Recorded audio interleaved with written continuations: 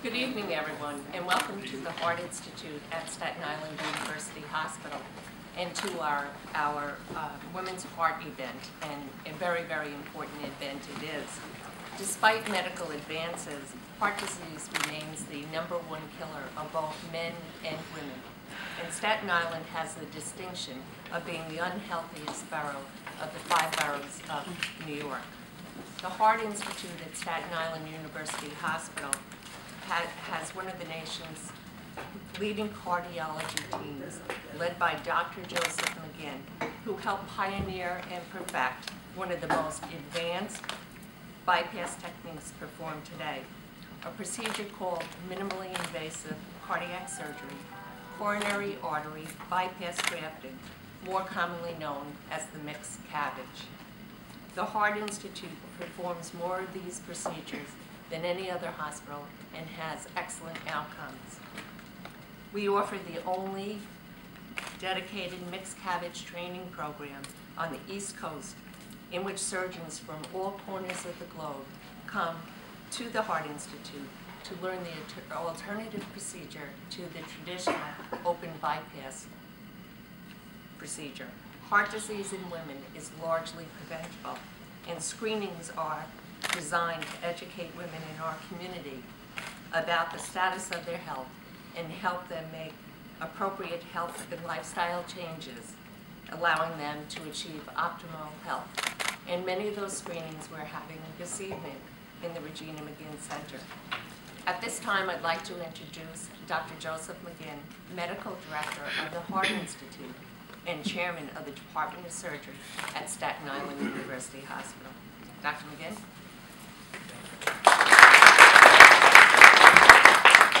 Thank you, Donna. And this is always a very important time of year, February, when it's time for us to raise the awareness of women's problems with their cardiac status. It's frequently not uncommon to overlook women because of the fact that they get heart disease a little later than men, and men get it at a younger age. But women are also plagued with this problem of heart disease. Many women are very stoic and able to tolerate a lot of pain and discomfort, and frequently won't let their physicians know that they're having some chest pain and some discomfort. And this is the reason for things to escalate and get out of control, and I think this month is all about awareness. So if we're going to do something, we need to let all women know that they are susceptible to heart disease. And you can actually go to our website, Bypass the Ordinary, and you can take a test. We have an actual test you can take to see how much at risk you are of having a heart attack. But the key thing here is in raising awareness is to let everybody know, women in particular, that if you are at risk for a heart attack, you need to know what the risk factors are. And if you get signs or symptoms that may resemble something in the chest, something that may be pressure or discomfort or jaw pain, arm pain, anything that may make you think of the heart, you have to think of it as the first possible diagnosis, because if you wait too long, generally it degenerates into a situation where you're unable to get the actual help that you need.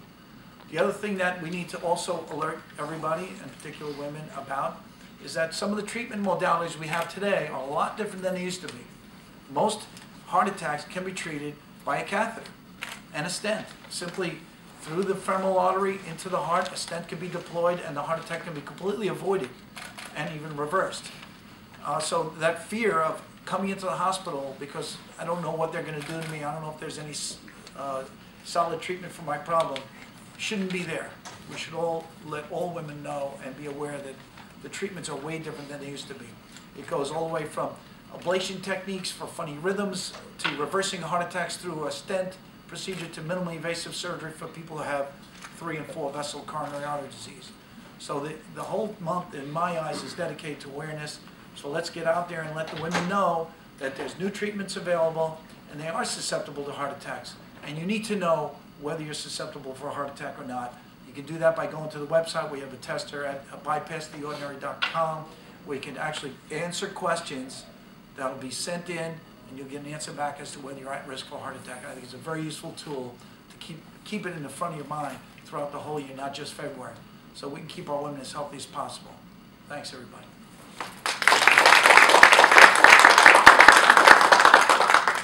Thank you, Dr. McGinn. You know, actually tonight's our second event related to women's heart health. earlier in the week actually last week on Friday, February 3rd, we participated in the American Heart Association's Go Red Day. And our initiatives here were led by one of our nurse managers, Mary Masucci, and she led a whole team that focused on women's heart health. And I'm very proud to say that we had a very, very successful event. The committee worked on assembling baskets for raffles, and through those raffles we were able to raise $37,000 for research and education related to women's heart health. Additionally, the committee worked on providing screenings for our staff, and many of our staff members participated in that screening, actually hundreds. And with the thing we tried to promote, as Dr. McGinn said, awareness, is we told every staff member that it was essential that they knew their numbers. And you need to know those numbers to know where you stand, to develop a plan for a healthy heart regimen.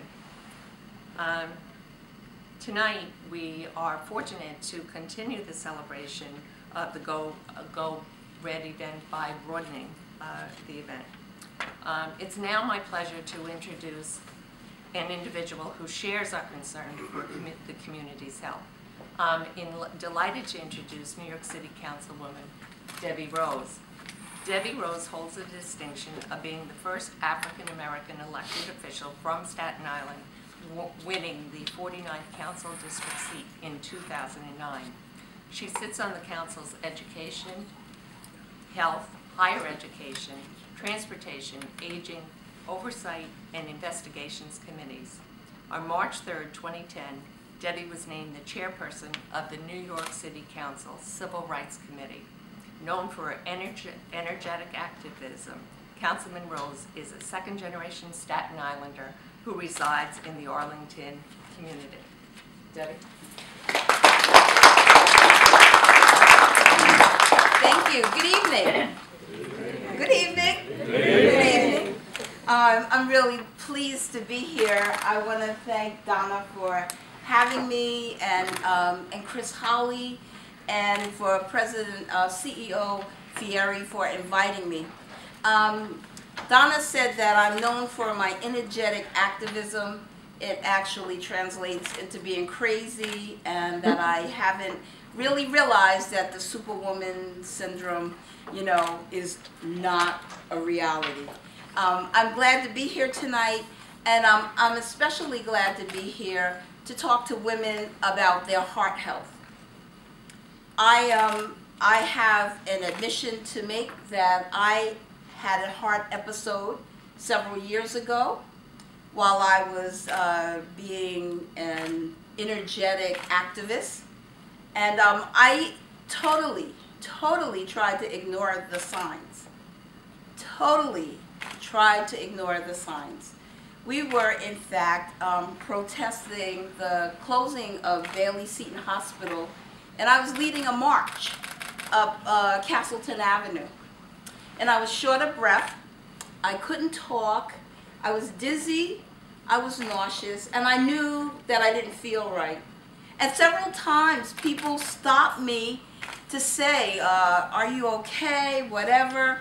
They even, in fact, took me off the parade route and put me in a car and drove me to our final destination where we were going to hold the press conference.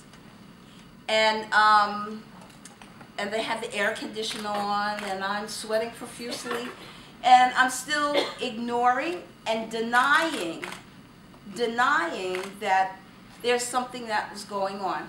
Because for me, it was more important to make the point about saving the hospital for the community. So when it came time for my big moment in front of the cameras to make my great speech, and it was really a good speech. I don't know if this one's going to be, but that one was really a great speech. And I went to get out of the car to make my speech, and I couldn't talk. I couldn't talk. And I was right across the street from an emergency room, and I still refused to do that. I went home after the press conference. Someone else read my great speech. I don't know if she did it well because I didn't even hear it. I was sitting in the car. I went home. I went home. I went home because I'm used to dealing with whatever pain. I'm a caregiver. I'm more concerned about caring about everyone else, as are most women.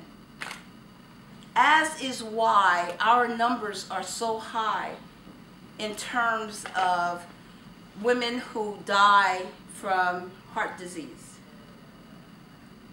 Staten Island has the highest rate. Has the highest rate. And it's because we all are into this superwoman syndrome, into believing that we can handle it, that everything else is important, I'll get around to it. And lots of us don't even go to the doctor to know our numbers. So I went home and I talked to a friend over the phone who was a physician's assistant. I don't know how he knew, but he said, you better get to a hospital. You really better get to a hospital. You're having a heart attack. And it didn't sound like any of the symptoms that I knew to be a heart attack, because we all know the symptoms for a male who's having a heart attack, don't we? If someone says you have pain in your jaw, your arm, we know. It would send up some flags. But if someone said to you extreme fatigue, shortness of breath when doing, normal activities, we might not think anything of it. If you're like me, you'll figure, well, I put a couple of pounds on, that gives me the shortness of breath. If you think about extreme fatigue, I can't think of a woman that's not tired. So we don't recognize the symptoms. So we don't go out and do anything about it. We don't even go to the doctor and complain about it, as Dr. McGinn said. And so I went to the hospital, and I wound up being in the hospital for close to 8 or something days. I was lucky. I was very lucky. I didn't need some of the wonderful innovative techniques that Dr. McGinn has come up with. And not that I don't have faith in them, Dr. McGinn. I'm just really blessed that I didn't have to have them. But I wanted to come here tonight to impress upon women and to our healthcare professionals how important it is to impress upon women that the symptoms are not the same. And so we might often miss them. And so I'm very happy tonight that we have this initiative, Know Your Numbers. I like that. I like that. I think that's a very catchy phrase. I think that the public will be able to wrap their arms around that. Know your numbers. And what does that mean? You need to know what your blood pressure is. You need to know your lipids. All of those wonderful tests and screenings that you had here tonight. And I want to thank Staten Island University Hospital for making those screenings available. And so we need to know our numbers. We need to know where we are in terms of the risk. Dr. McGinn said that there's a very easy way for us to have a sense of our risk factor. I stand here in front of you probably having every possible risk factor that's on the list. But we need to do more than just know the number, know your risk factor. We need to then act on it. And thanks to the American Heart Association, they have made this a priority. And thank goodness, February is Go Red Heart Month. The red symbolizes our healthy hearts. And it is because of the American Health Association that we are able to bring attention to this. I want to thank them for all of their efforts to getting the message out. We are really, really blessed in that SIUH is here, has always been here, and is providing not only the screenings, but whatever follow-up care is required. So I want to thank you for taking the time out of your busy schedule to come tonight, to be screened, to hear about this initiative. I want to thank you for recognizing that you too are important, and that you are the first step in the chain of knowledge that's going to help us eliminate heart disease among women on Staten Island. You know, Thank you, Debbie. And thank you for sharing that story. Unfortunately, your story is not that unusual. Exactly. I think women tend to do that, and I think that if you interviewed many women, you would get a similar story to yours. yes, you're right. Right, and that really is the purpose of this week, to raise awareness, to educate women so that they understand the signs and symptoms, and to know your numbers. At this point, I'd like to introduce Dr. Thomas Costantino, Director of Cardiology at Staten Island University Hospital.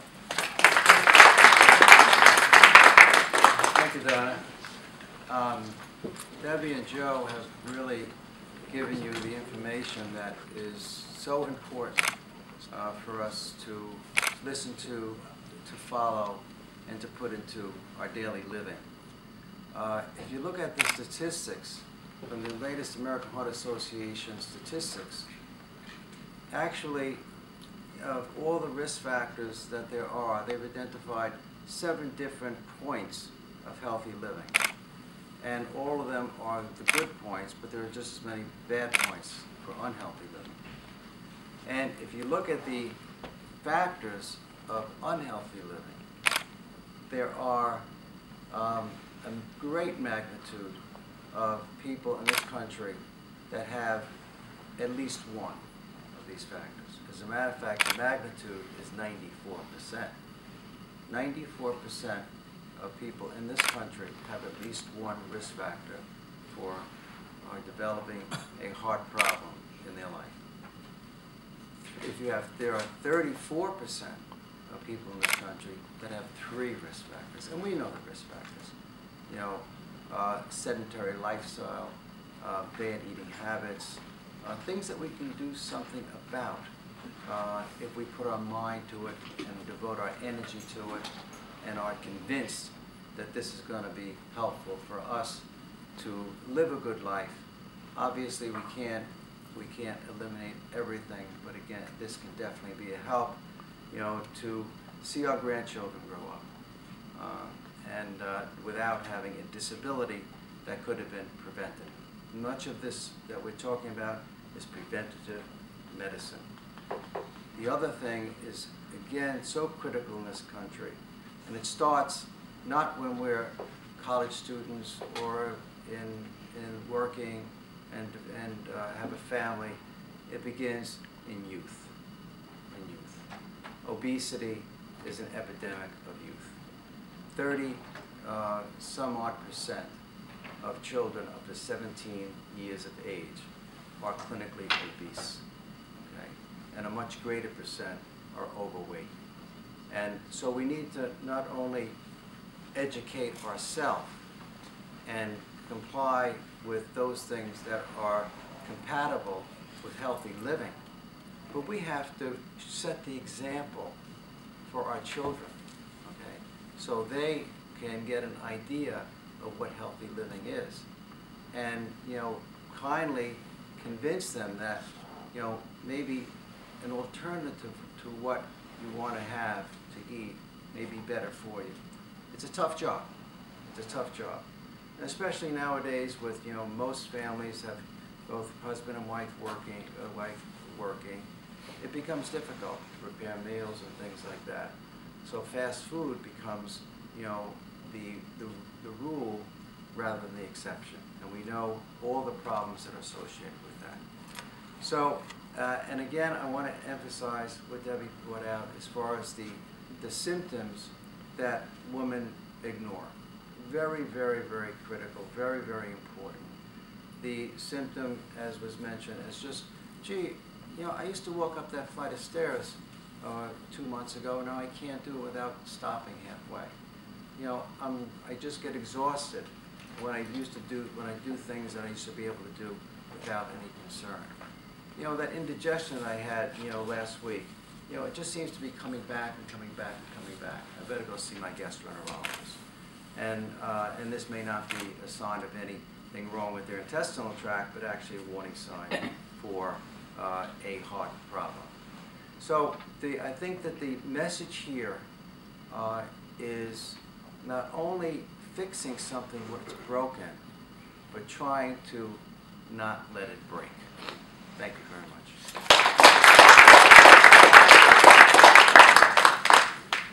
Thank you, Dr. Costantino. And again, I'd like to thank Mary Masucci and the team for all the work that they did. And the City Council has prepared citations for you, Mary, and for all the members of your team. And Debbie, thank you for that. Also, I've been told that we have outside this room set up 2 calculators so that we would be able to calculate the risk factors for the risk for anyone who would like to have that done for them right after this.